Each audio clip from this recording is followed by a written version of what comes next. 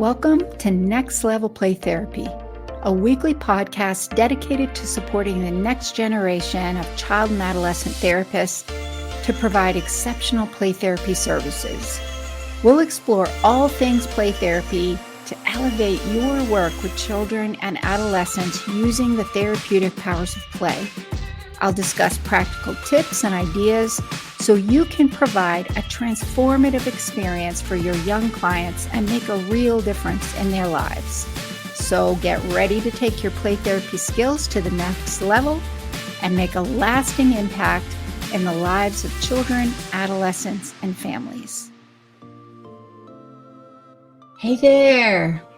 Welcome to this week's episode of Next Level Play Therapy, where we talk about all things play therapy, especially using a neuroscience and attachment lens. So if you have ever left a session thinking to yourself, I saw what happened in there, I see the behaviors, and I have no idea what's driving those behaviors, then you're not alone. Actually, this is something we talk a lot about in my online membership programs to support each other, to sharpen our play therapy skills, go deeper, to get better results for our clients. Because the thing is, we're not supposed to stay stuck here. And one of the things that I found is it's really hard to do this by yourself sometimes, especially if you feel like you're the only play therapist in your community. So that's one of the reasons I do these podcasts and live stream episodes so that we can connect and also talk about things I think that are really important in the play therapy community. So in this live stream episode, or if you're listening to the podcast or you're watching the replay, we're going to be talking about case conceptualization and how to use that in play therapy to get deeper impact and why it makes all the difference for being able to get unstuck and get really long-lasting results for healing for your young clients. So today we're going to be talking about a fictitious client. I have a case study because I think that would be really useful. If you're watching on the Instagram live stream or video replay, you may want to pop over to my YouTube channel, Cathi Spooner, Renewing Hearts, because I'm going to show some PowerPoint slides and you won't be able to see them on Instagram. If you're listening to the podcast, same thing there. You may want to pop over to my YouTube channel and watch on that channel. So if you're going to my YouTube channel, Cathi Spooner, Renewing Hearts, then you want to click on the live tab. That's where all the live replays are. And there's a bunch of them. So if you've not really thought about case conceptualization before, I talk a lot about that in previous episodes. So you may want to go check those out. So for those of you who are joining today, I would love to see who's here. What population do you work with? Where do you work? What type of play therapy, or maybe you're using expressive arts. What type of play therapy or expressive arts are you using? And maybe join the conversation, post your comments. If you find the information useful, please feel free to share it across your social media platforms. That helps more people get the information. And if feel free to message me. I love to hear from people. Feel free to send me a message, or if you're on Instagram, send me a DM. If you're on LinkedIn, send me a message and post in the comments.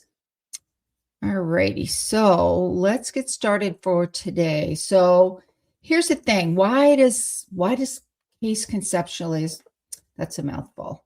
Why does case conceptualization matter?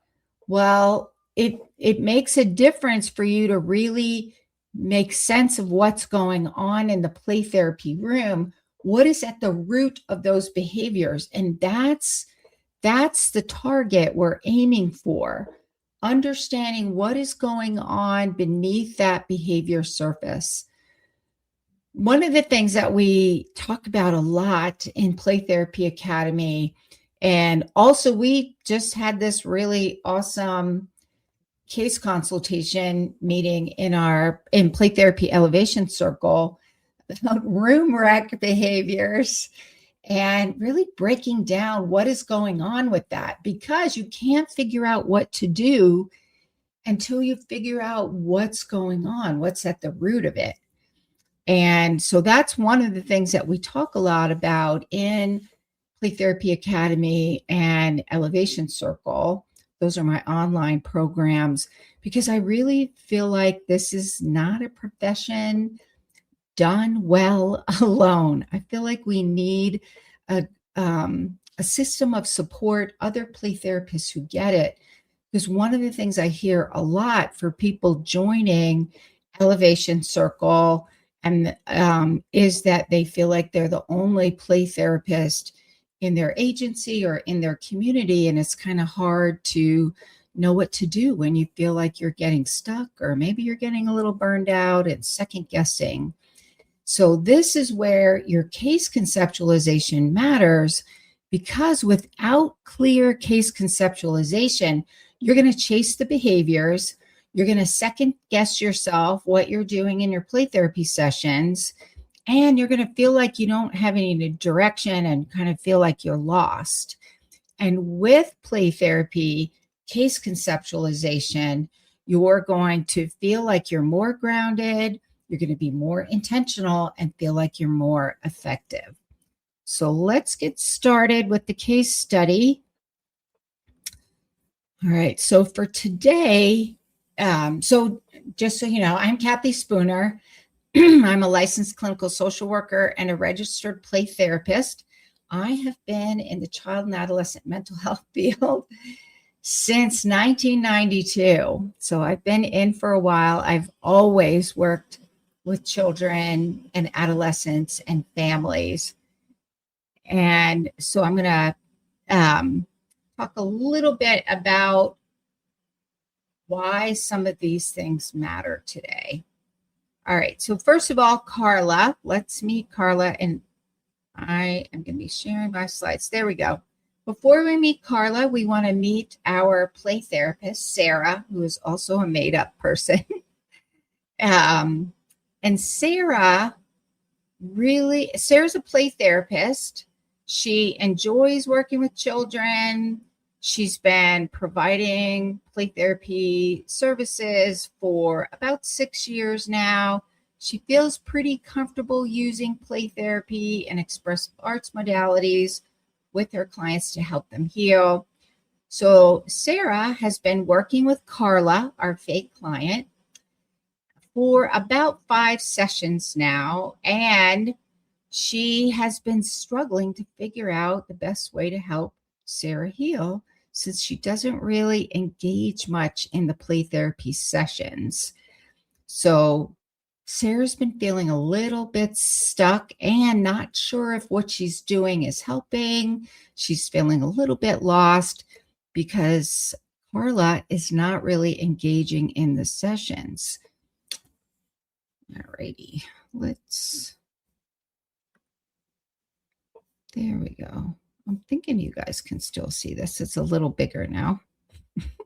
So I use StreamYard to live stream, and I'm still trying to figure it out when I'm using the PowerPoints, how that works.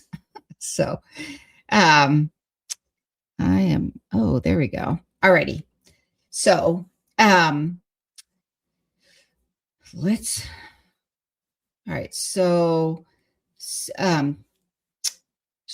Sarah's been working with children and using play therapy because she really wants to help children thrive. She believes firmly in the power of play therapy because she's seen so many clients benefit from it.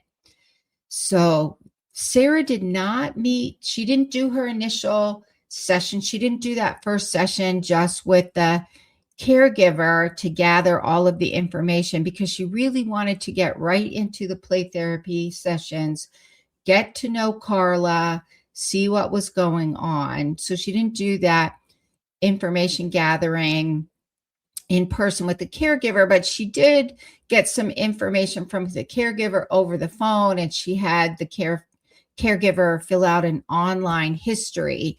So she gathered some information that way. Sarah's been using child-centered play therapy to get to know Carla, but she feels like she's probably doing it wrong because Carla isn't really interacting with her. So she tried asking Carla some questions about her school, her favorite color, her favorite things to do, in an effort to get Carla to open up and feel a little bit more comfortable. This actually resulted in Carla getting a little more quiet and asking where her caregiver is. So Sarah thought it might be helpful to include some directive activities because she was thinking, well, maybe that's a way to get Carla to open up a little bit. And Carla was really minimally engaged and was still very reluctant to stay in the play therapy session alone with Sarah. So Sarah felt like she was letting down Carla and that maybe she wasn't a good play therapist. She started second guessing herself. Raise your virtual hand if you ever feel like this is you and you have experienced this in your play therapy sessions. Honestly, this is something we talk a lot about in Play Therapy Academy. So Play Therapy Academy, we do a deeper dive. We meet a lot more. It's a much smaller group. We do a deeper dive. We learn play therapy skill building and competencies. We do a little bit of this as well in Elevation Circle. Elevation Circle is more focused on providing support to each other, giving feedback and ideas. So we will do some case conceptualization and breaking it down, just because I don't feel like you can do play therapy very well unless you have some version of that. So this is something we talk a lot about and give support to each other. All righty. Oh, dang it. All righty. So I apparently, if you're looking at my slides, you're seeing they're a little wonky on here. So what's been happening in the play therapy sessions? I'm going to switch back and see if nope, that didn't help either. All righty, but at least I can see the comments. All right. So in the play therapy sessions, actually, let me make it bigger because it didn't help. Here's what Carla's been doing. Carla has attended about 5 play therapy sessions. And during the play therapy sessions, she initially refused to separate from her caregiver. She eventually agreed to stay if the caregiver was in the session, and then eventually just sitting outside of the playroom. So the door a little bit cracked, and the caregiver sitting right there by the door. And then Carla repeatedly checked to make sure the caregiver was still there. Carla didn't talk very much. She explored the dollhouse. She was placing the dollhouse children in one area of the dollhouse, and then she put the adults in a separate room.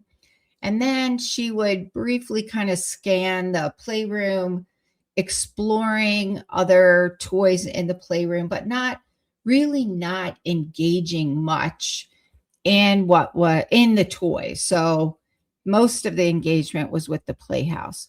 So if you're looking at this and you have this information so far, what are you thinking that Carla is struggling with? And is play therapy actually working? So what would your thoughts be about that? If you're watching the live, go ahead and live stream, or even a replay, go ahead and post that in the comments. So what I really want you to do, if you're kind of multitasking here, come back, focus, really think about what might be going on here, and then kind of make some notes to yourself, and we'll see how that goes as we're progressing. But I really want you to think about this.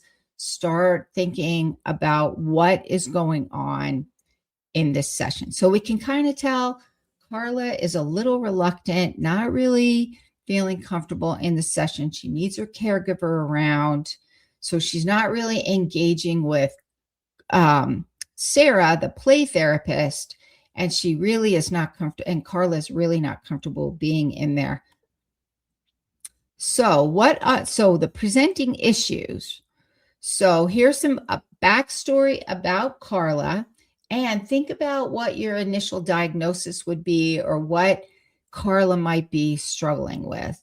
So Carla's a 7-year-old female referred to therapy with Sarah because she's having nightmares almost every night. She's clinging, refusing to go to bed. She's withdrawn at home and emotionally and socially.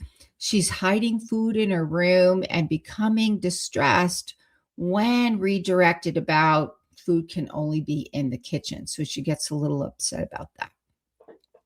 So if you're looking at these behaviors, you got some of that information from your session with the playroom. Now you've got a little bit more information about Carla. What would your initial diagnosis be? What would your working hypothesis be about what is going on with Carla? This is where you're really starting to think clinically, looking at the deeper roots of what might be going on and what might be happening in the playroom. So here's some more information about what we're finding out. Oh, sorry, my slides. So for the record, I did check my slides, but sometimes when they download or I upload them differently, it changes the formatting. So sorry about that. They're kind of a little hard to read. So here's some more information. And then how does this influence what you're also thinking about in terms of what's at the root of these behaviors? So Carla's been in foster care for about 12 weeks after experiencing neglect related to parental substance abuse, and parents were homeless. So most of Carla's life, her parents were abusing drugs and alcohol, and as a result of their drug and alcohol issues, Carla and her family were homeless. Carla hasn't really spoken with Sarah hasn't really spoken with the foster care worker, and the foster parents don't know much about what happened or what's the plan for Carla's reunification with their birth parents. Carla's supposed to have weekly supervised visitation at the local park. Parents are not consistent in their attendance. And during visitation, Carla's slow to warm up to her father and tends to avoid contact with him. After visitation, Carla's usually more clingy and difficult to soothe. So think about how that information influences your thinking about what are at the roots of the problem. And here's the other thing that I noticed. This comes up a lot in play therapy consultation as well, in Play Therapy Academy. We haven't really talked about this much in Elevation Circles so far. If you're working with children who have been placed in foster care and you're the play therapist, you really need to have contact with the foster care worker. Here in the United States, the foster care system, if the child's in foster care, then the foster care system, the state or the county, the government entity is the legal guardian. They're the ones you also need to be finding out what the plan is, some of the backstory to get a better understanding of what happened that led to that child being placed in foster care. You really need to be consulting with the foster care worker. You really need to be building a solid working relationship with that foster care worker, because if you don't know what the plan is for reunification, then you're kind of missing a big piece of the puzzle about what's supposed to be happening. All right, so what information are you missing? And here's the other thing, the thing that I find When you don't do that initial case, psychosocial history and use it as a way to go take a deep dive in what's been going on. And I always recommend, when the younger the child, when the kids are little, just do it with the adult caregiver. Don't have the child in there because, two, they're really uncomfortable. They usually don't last the entire time. Half the time, the caregivers are whispering because they don't want the child to hear you. And so you could get a whole lot more information faster if you just met with the caregivers for that first session.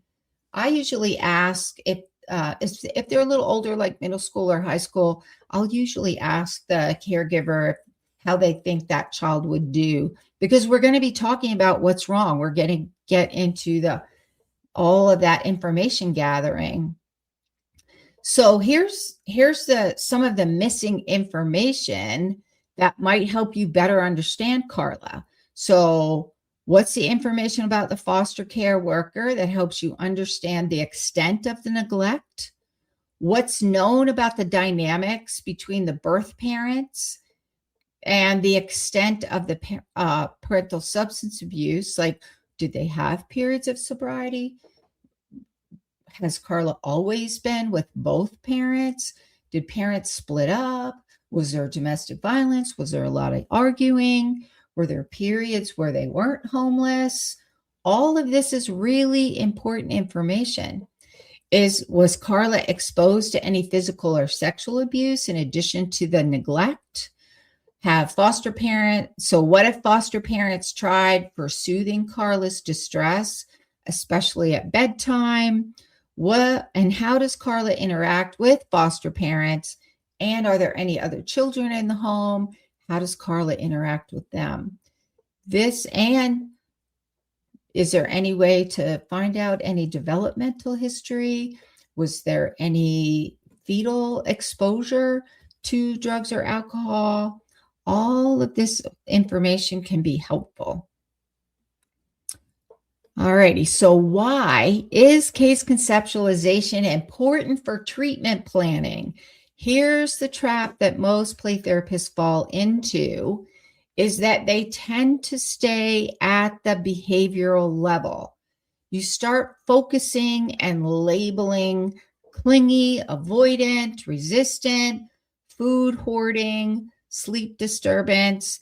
And then what tends to happen is once you start labeling that and focusing on that, you're really just tempted to fix the behavior and not really go down to the deeper roots. So here's how case conceptualization can shift the influence of your place and can be shifted and influenced by your play therapy theoretical model. So your case conceptualization is going to be influenced by your play therapy theoretical model. For example, if you're a child-centered play therapist, you're going to be thinking about this from a child-centered play therapy lens, and that's going to influence what you do in the play therapy sessions, how you do it, when you do it, and why you do it.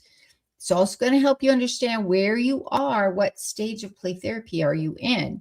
Or maybe you're using Adlerian play therapy or Gestalt play therapy or Jungian play therapy or CBT.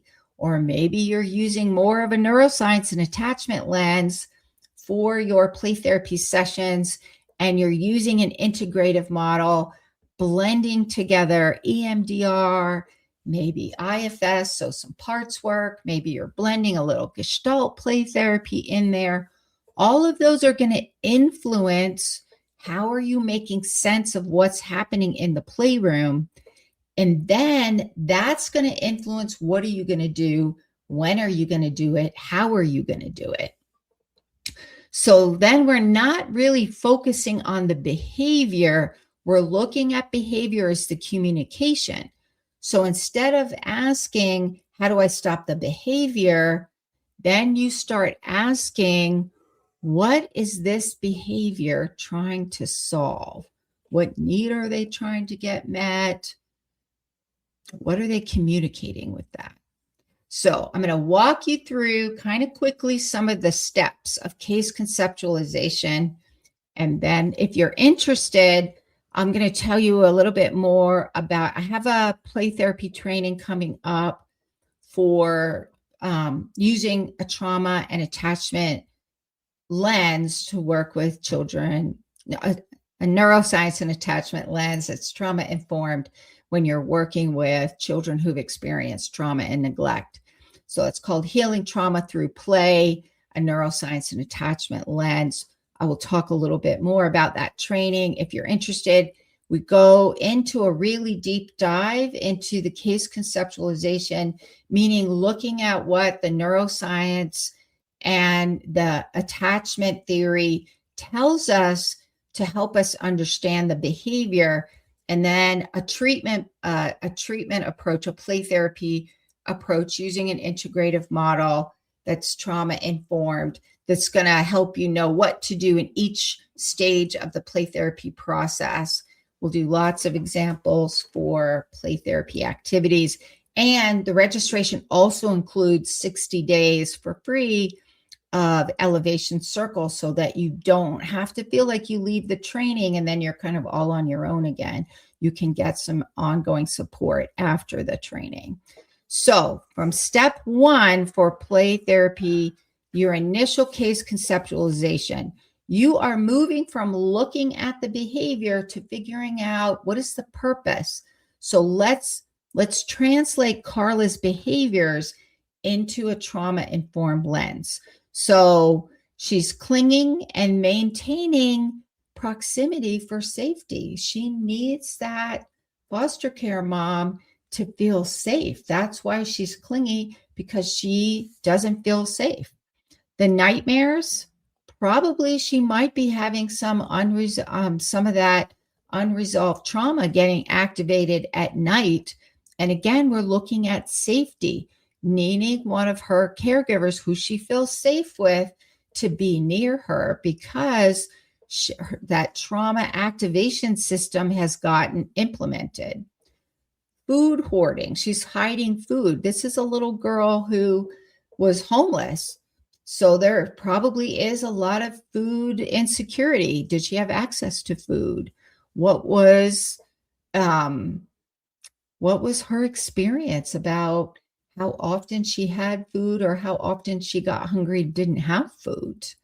Also withdrawal. When she's going into that withdrawal mode, she's kind of shutting down and really conserving her energy to kind of make sure that she can be safe and not really sure what's going on in the environment. So she's kind of withdrawing a little bit more, again, for safety, and she's not sure what might be happening. And that checking for foster mom is really her checking for safety and having that attachment figure, that adult that she feels safe with, to help her feel safe. So now we're not really going to focus on the nightmares or the food hiding. We're going to figure out how to help Carla feel safe. All righty. So how are we bringing in that neuroscience lens? Well, now we're looking at Carla's brain is not organized around curiosity and exploration. It's more organized. Her nervous system has been shaped by her brain's predictive responses to managing chronic instability, and it's organized around survival. The brain is predictive. It gets into this feedback loop between the brain and the body in a predictive way to know what to do and how to respond. And so now, what does that mean about Carla's behavior? It means her threat detection system is constantly overactive.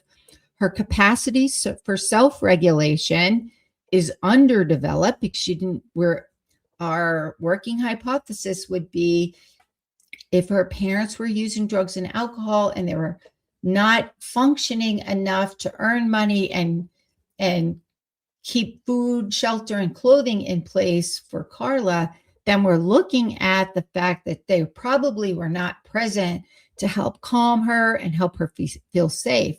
So her ability to self-regulate, one, she's 6, so she's going to need her grown-ups anyway to help her with that.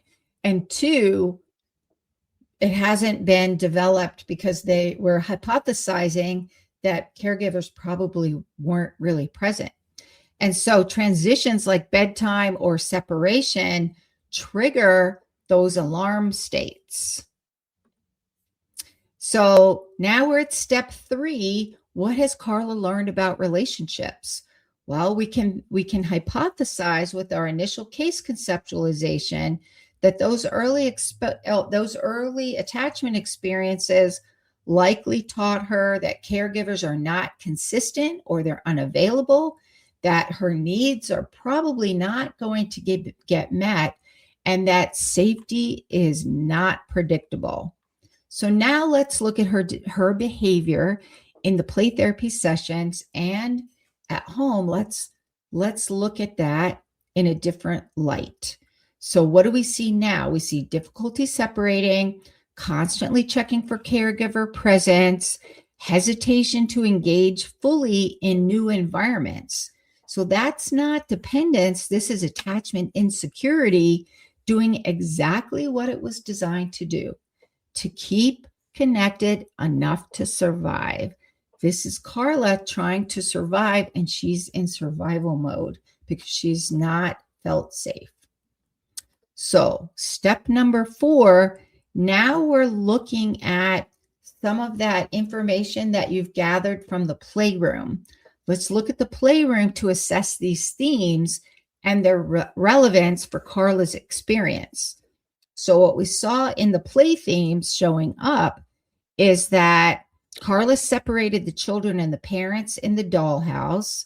So maybe what we're holding as the possibility for this play therapy theme is in her internal world, what she's playing out and trying to make sense of are her experiences. And her experiences being that disconnection, emotional distance, lack of a felt sense of safety within these relationships. And what about her limited interaction with the toys and that limited interaction with Sarah, the play therapist? What that tells us is she's still assessing safety. She's not yet feeling safe enough to even go deeper into engaging in the play therapy process because she's still always assessing for safety. So now we can look at that behavior in the playroom and at home. Now we're looking at that through a different lens, and it's not that she's not playing in the playroom, it's that she doesn't feel safe yet. She needs to feel safe. So that gives us more information to think about. Now, what are we going to do? Now we're building that case conceptualization for our working hypothesis. This is where we kind of bring all of that together.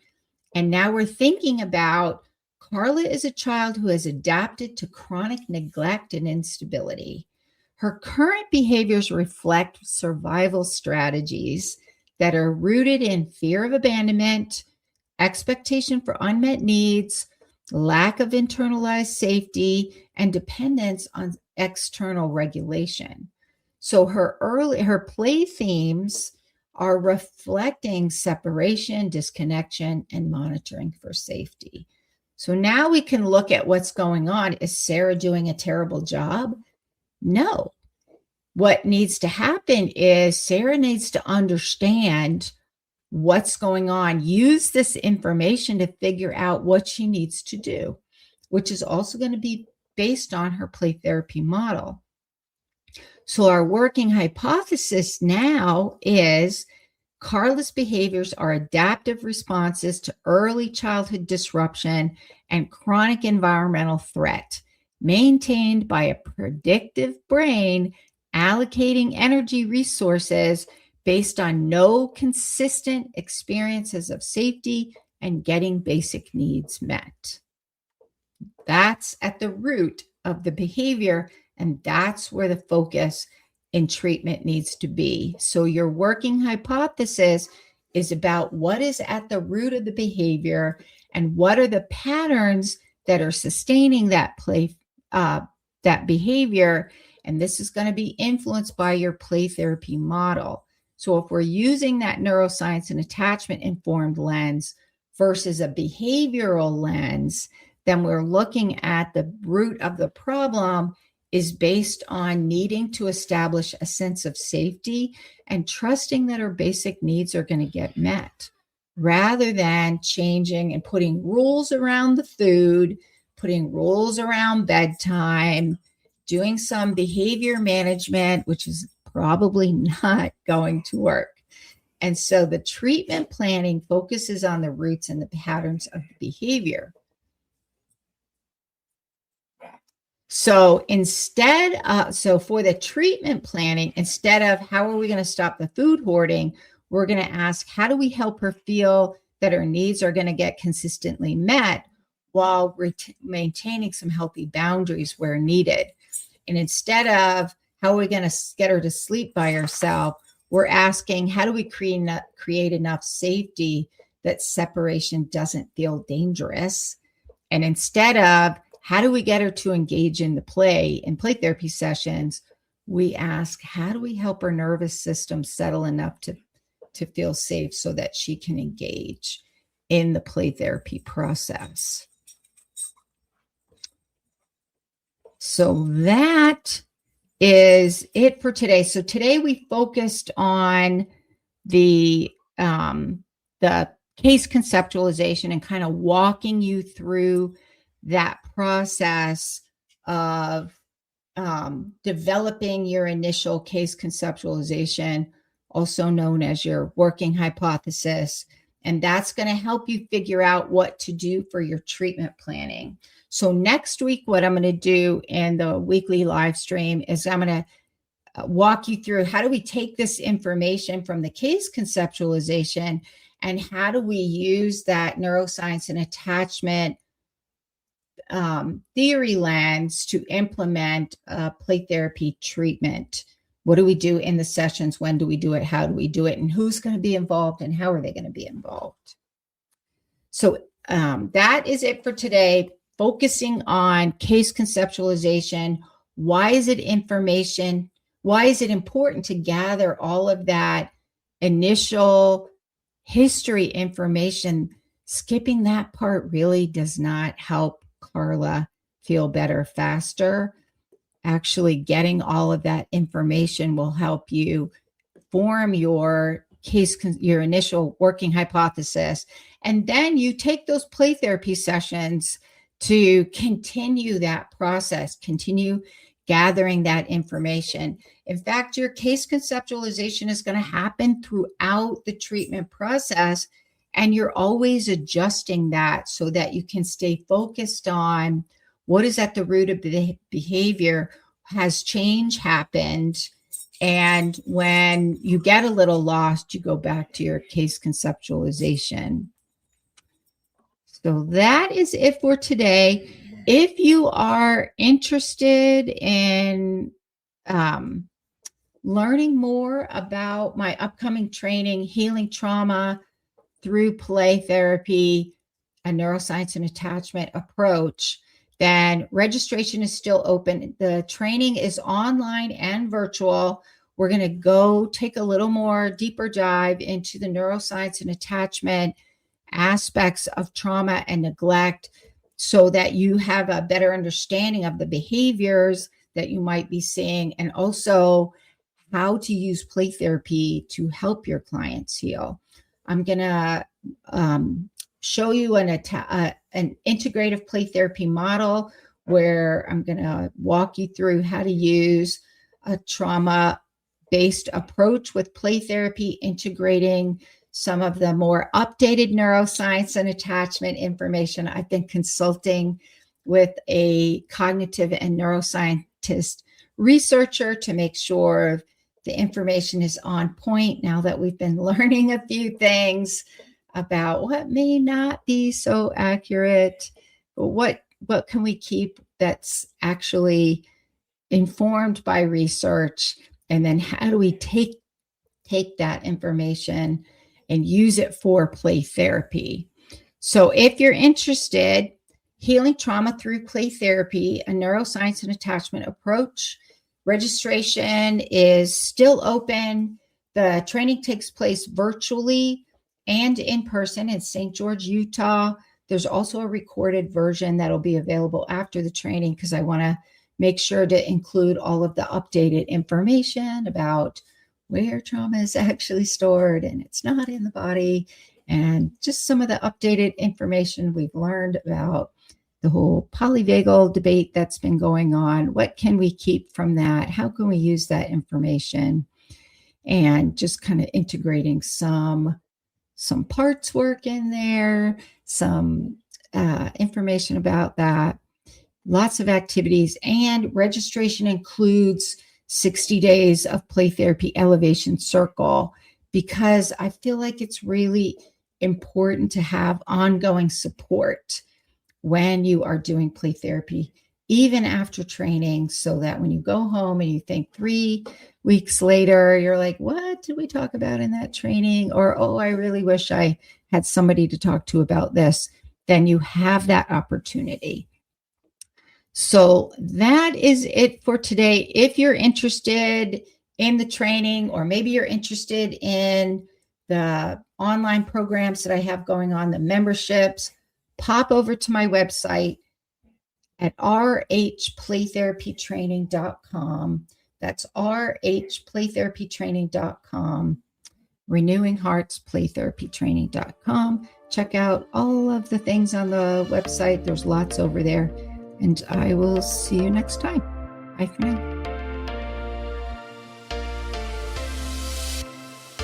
Thank you for joining me on this episode of Next Level Play Therapy. I hope you found the discussion valuable and gained new insights and ideas to support your work helping children, adolescents, and families heal. If you enjoyed this episode, be sure to subscribe to the podcast and leave a review. Your feedback helps to improve and reach more people who can benefit from this information. Remember, play therapy is a powerful tool for healing and growth. Whether you're a new play therapist or experienced, I encourage you to continue your learning journey to unlock the potential of play in your own work and relationships. If you have any questions or topic suggestions for future episodes, I'd love to hear from you. Connect with me on social media and visit my website at Renewing Hearts Play Therapy Training to stay updated on upcoming episodes, trainings, and resources. Thank you once again for listening to Next Level Play Therapy. Until next time, keep playing, learning, and growing.